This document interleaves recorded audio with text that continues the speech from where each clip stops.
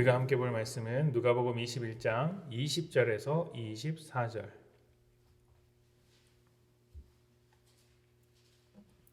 20절에서 24절 말씀을 제가 봉독하겠습니다. 너희가 예루살렘이 군대들에게 에워싸이는 것을 보거든 그 멸망이 가까운 줄을 알라. 그때 유대에 있는 자들은 산으로 도망갈 것이며 성내에 있는 자들은 나갈 것이며 초원에 있는 자들은 그리로 들어가지 말지어다. 이날들은 기록된 모든 것을 이루는 징벌의 날이니라. 그날에는 아이 벤 자들과 젖먹이는 자들에게 화가 있으리니 이는 땅에 큰 환난과 이 백성에게 진노가 있겠음이로다. 그들이 칼날에 죽임을 당하며 모든 이방에 사로잡혀 가겠고 예루살렘은 이방인의 때가 차기까지 이방인들에게 밟히리라. 아멘. 이스라엘 사람들은 하나님께서 선택하신 백성이라는 자부심이 있습니다. 온 세상을 위한 제사장 나라이고 하나님의 구원을 맡은 나라라고 스스로 생각하고 있습니다. 그래서 지금도 나라의 회복을 고대하며 새로운 구원자 다윗을 기다리는 사람들이 굉장히 많습니다. 팔레스타인 땅을 놓고 전쟁하는 이유도 갈등하는 이유도 다 그와 같다고 할 수 있습니다. 하나님께서 선택하신 백성이라는 것에 자부심을 갖는 것은 좋지만 지나치면 자신을 과대평가하는 일이 생기게 됩니다. 우리가 쉽게 하는 실수 중에 하나가 바로 그런 것인데 하나님께서 선택하신 백성 또는 하나님께서 선택하신 사람이라고 하면 선택받은 백성이나 사람에게 관심을 둡니다. 그러니까 어떻게 해야 선택을 받았을까? 어떻게 해서 저 사람이 저렇게 하나님의 백성이라는 하나님의 사람이라는 이름을 얻게 되었을까? 그 사람에게 궁금증을 가지고 집중하게 되는 것이죠.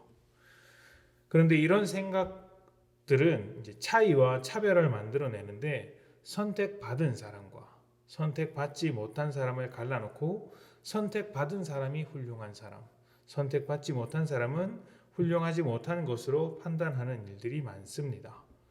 선택받은 입장에서는 자기를 자랑할 것이고 선택받지 못한 사람은 그를 부러워하며 자기를 비하하게 됩니다.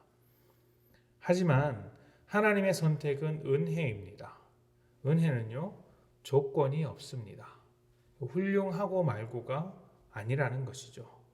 하나님께서 사랑이 많으셔서 선택한 것입니다.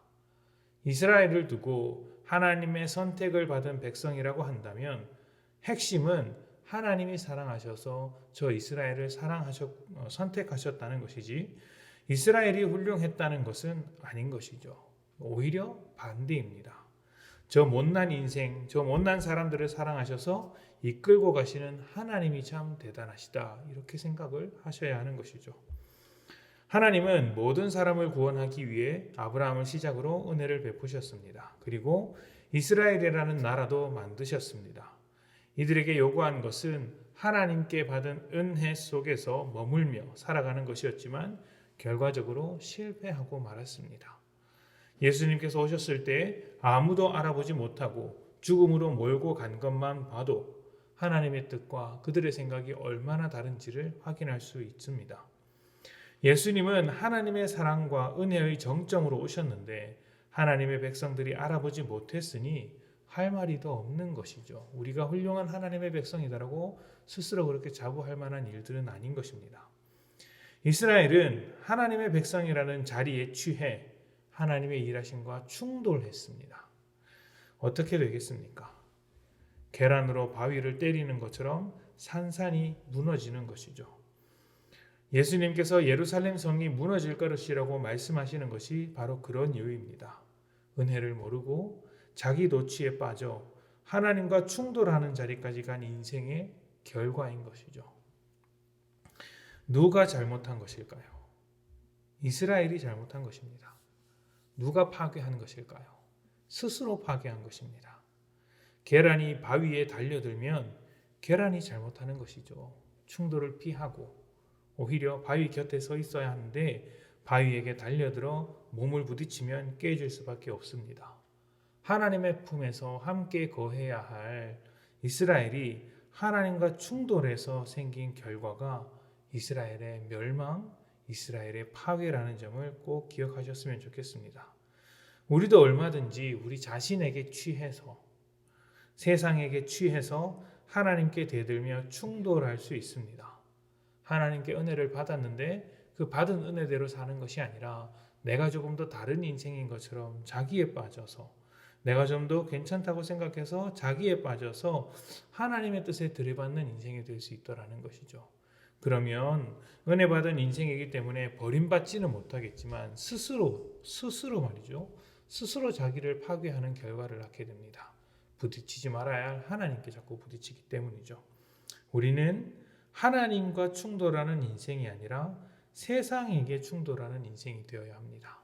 하나님의 편에 서서 하나님과 함께 세상을 깨트려 나가는 것이지 세상의 편에 서서 하나님의 뜻을 깨트리기 위하여 하나님과 충돌하는 인생은 안 되는 것이죠. 그렇게 해서 하나님의 품에 서서 하나님과 함께 서서 세상을 향해 달려갈 때 세상이 조금씩 변화되는 것을 보게 될 것입니다.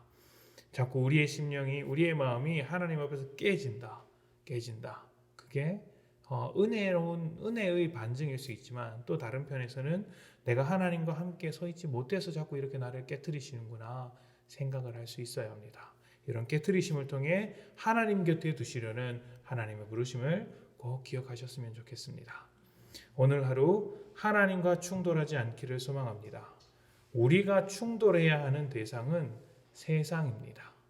세상에 취해 하나님과 충돌하는 인생이 아니라 하나님의 은혜로 살면서 세상과 충돌하는 여러분들이 되시기를 축복합니다.